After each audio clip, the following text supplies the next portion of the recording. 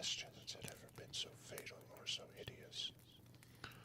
Blood was its avatar and its seal. The redness and the horror of the blood. There were sharp pains and sudden dizziness, and then profuse bleeding at the pores with dissolution. The scarlet stains upon the body, and especially upon the face of the victim, were the pest ban which shut him out from the aid and from the sympathy of his fellow men. And the whole seizure, progress, and termination of the disease were the incidents of half an hour. But the Prince Prospero was happy and dauntless and sagacious when his dominions were half depopulated. He summoned to his presence 1,000 hale and light-hearted friends from among the knights and dames of his court, and with these retired to the deep seclusion of one of his castellated abbeys. This was an extensive and magnificent structure, the creation of the prince's own eccentric, yet august taste. A strong and lofty wall girdled it in. This wall had gates of iron. The courtiers, having entered, brought furnaces and massy hammers, and welded the bolts. They resolved to leave means neither of ingress nor egress to the sudden impulses of despair or of frenzy from within. The abbey was amply provisioned with such precautions the courtiers might bid defiance to contagion. The external world could take care of itself. In the meantime, it was folly to grieve or to think the prince had provided all the appliances of pleasure. There were buffoons. There were improvisatori. There were ballet dancers. There were musicians.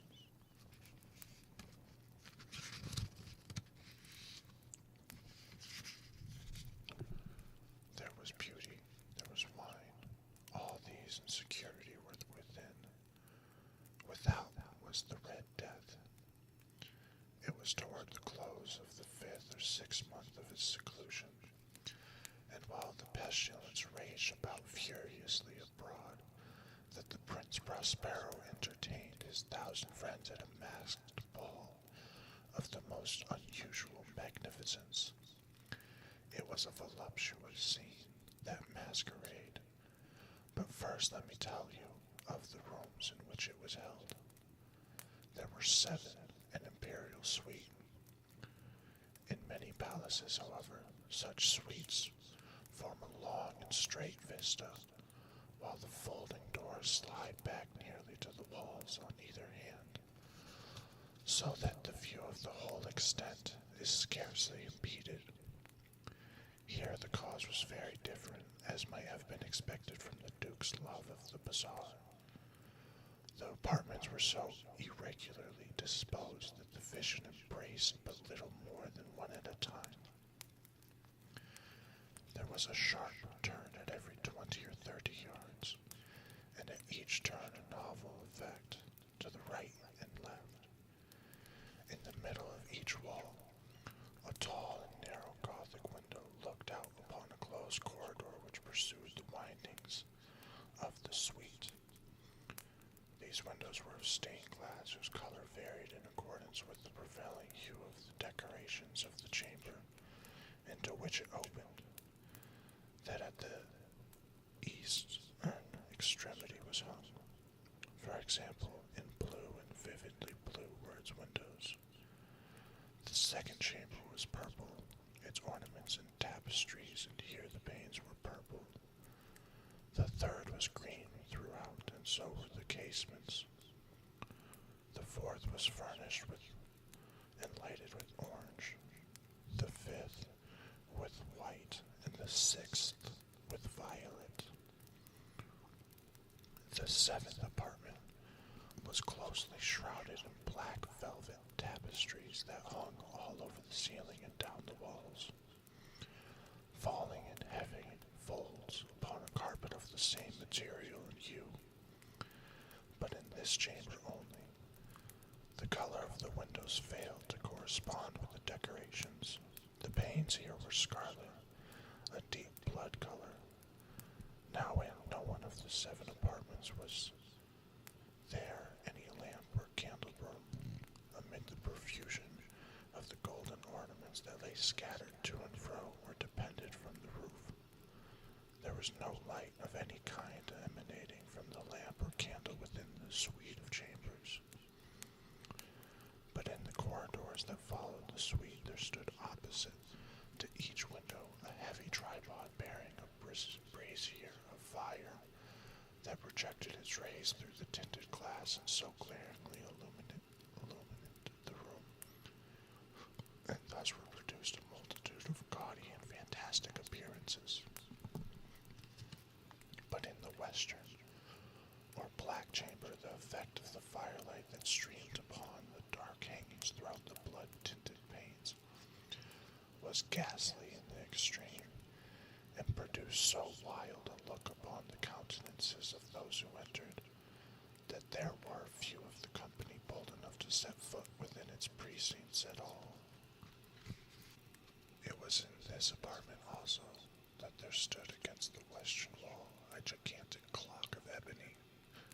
Its pendulum swung to and fro with a dull, heavy, monotonous clang, and when the minute hand made the circuit of the face, and the hour was to be stricken, there came from the brazen lungs of the clock a sound which was clear and loud and deep, and exceedingly musical, but of so peculiar a note and emphasis that at each lapse of the hour the musicians of the orchestra were constrained to pause momentarily in their performance to hearken the sound, and thus the waltzers perforce ceased their evolutions, and there was a brief disconcert of the whole gay company, and, while the chimes of the clock yet rang, it was observed that the giddiest grew pale, and the more aged and sedate passed their hands over their brows as if in a confused reverie of meditation.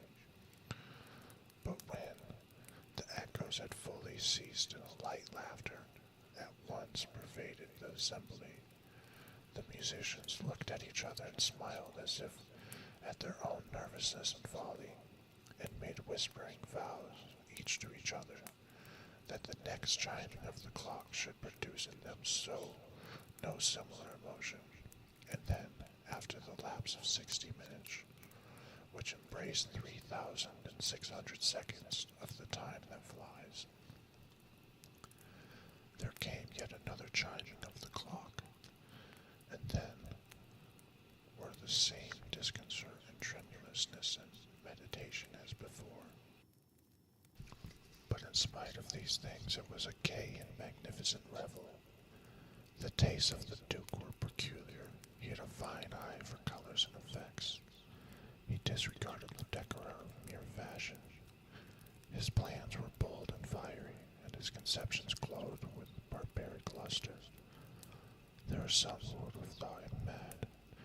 His followers felt that he was not. It was necessary to bear and see and touch him to be sure that he was not. He had directed in great part the movable embellishments of the 7 chambers upon occasion of this great feat, and it was his own guiding taste which had given character to the masqueraders. Be sure they were grotesque. There were much glare and glitter and piquancy and phantasm, much of what has since been in Hernani. There were arabesque figures with unsuited limbs and appointments. There were delirious fancies such as the mad fashions.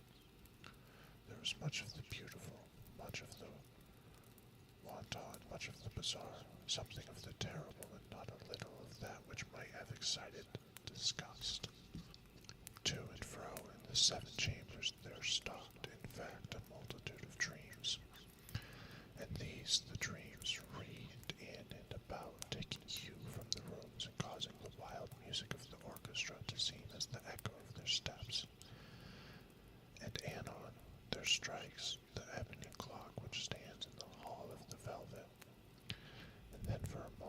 is still and all is silent, save the voice of the clock. The dreams are stiff frozen as they stand, but the echoes of the chime die away. They have endured but an instant, and a light, half-subdued laughter floats after them as they depart.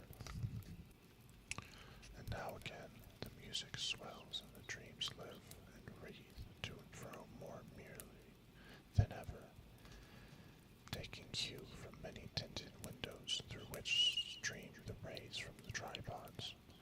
But to the chamber which lies most westwardly of the seven, there are now none of the maskers who venture, for the night is waning away, and there flows a ruddier light through the blood-colored panes, and the blackness of the sable drapery appalls, and to him whose foot falls upon the sable carpet, there comes from the near clock of ebony a muffled peal more solemnly emphatic than any which reaches their ears who indulge in the more remote gaieties of the other apartments.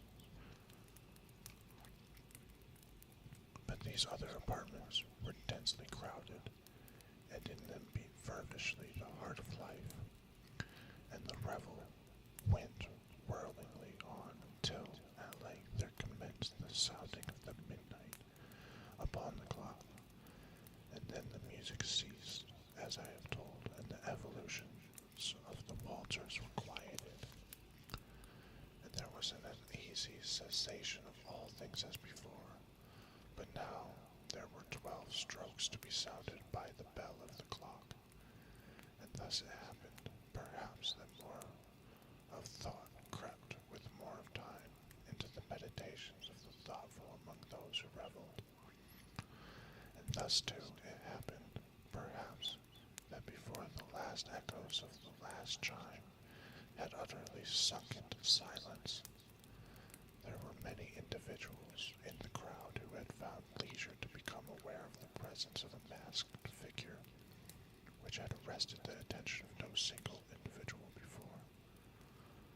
And the rumor of this new presence having spread itself whisperingly around, there arose at length from the whole company a buzz, or murmur, expresses of disapprobation and surprise.